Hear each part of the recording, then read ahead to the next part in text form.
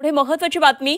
गेल्या वर्षीपासून राज्य सरकारने लाडकी बहीण योजना सुरू केली आणि या योजनेअंतर्गत महिलांना प्रति महिना 1,500 रुपये दिले जातात।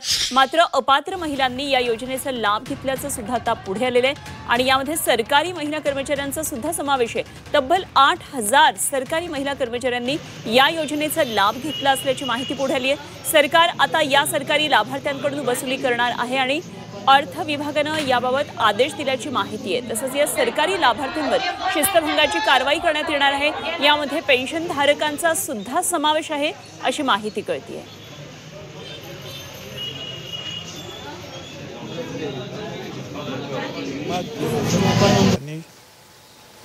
सरळ सरळ की आम्हाला या लाडक्या बहिणीची ही योजना आम्हाला नको, आम्ही या नियमात बसत नाही असं करून अंग काढून घेतलं पाहिजे स्वतःच।